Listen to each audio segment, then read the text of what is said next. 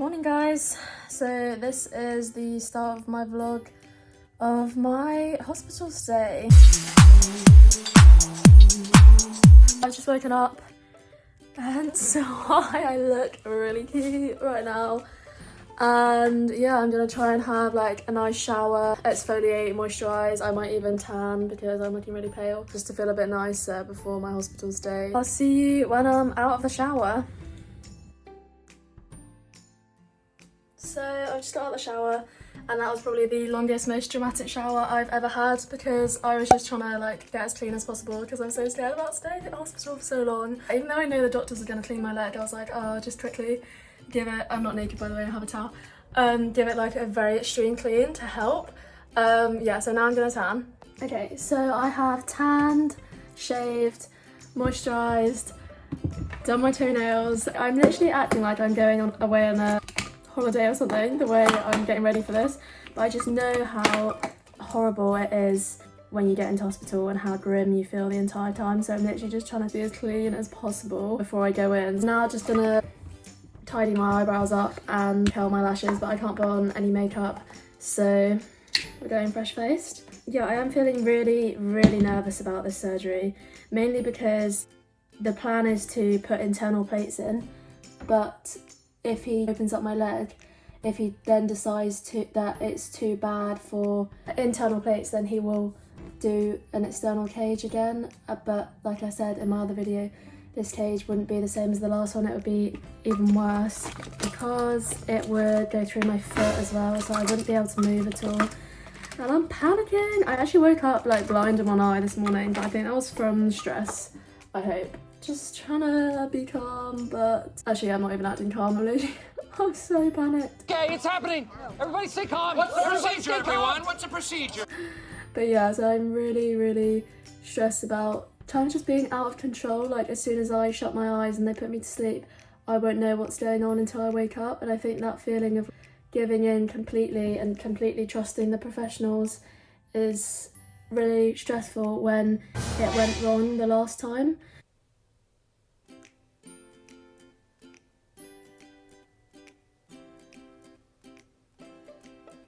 So they did no cage, they did all of it internally, which I'm really happy about. I'm going to insert an image here.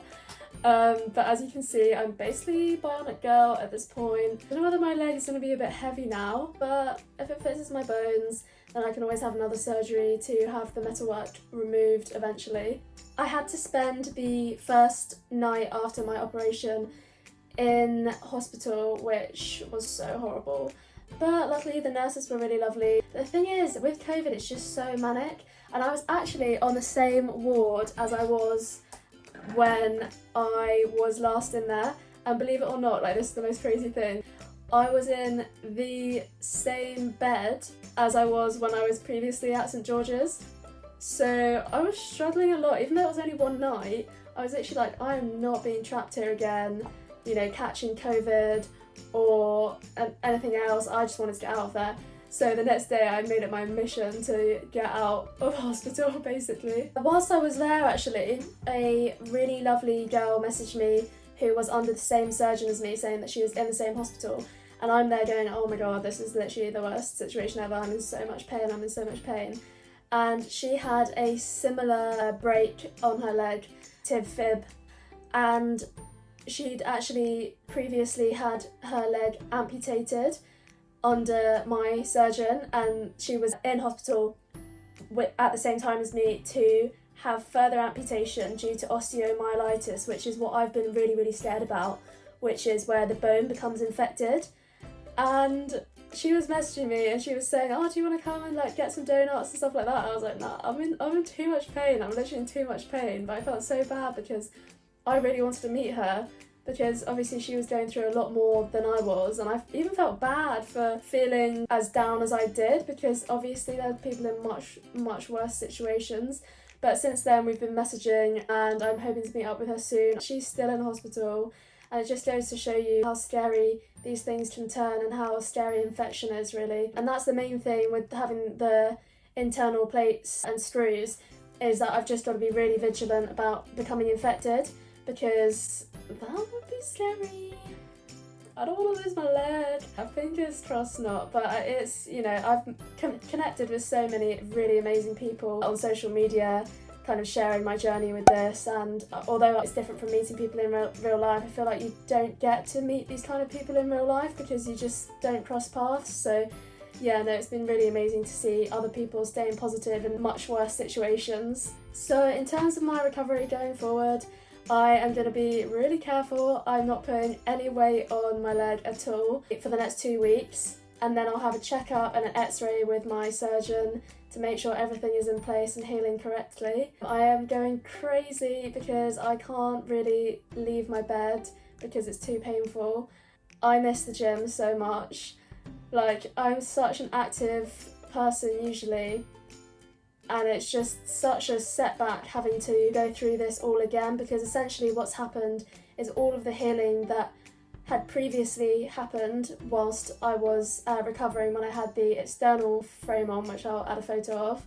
So when I had that frame on, that's when my bone was healing itself, like without all the metal work inside, obviously, because it was on the outside. Because that failed, we're back to square one, so we've got to start all again.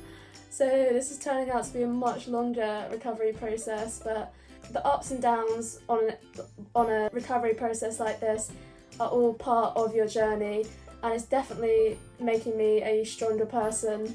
And I'm kind of shocked in myself, to be honest, that I've been able to get through this. I've had really low days as well as what I post online, but on the whole, like, I've managed to stay quite positive. And if you want any tips on how to stay positive, I will also link that video down below, because I go into detail about all the techniques that I use to stay positive in a negative situation. So please watch that video after you've watched this one. Thank you so much for watching this video. Please like, comment and subscribe, and I'll see you next week with another video. Bye!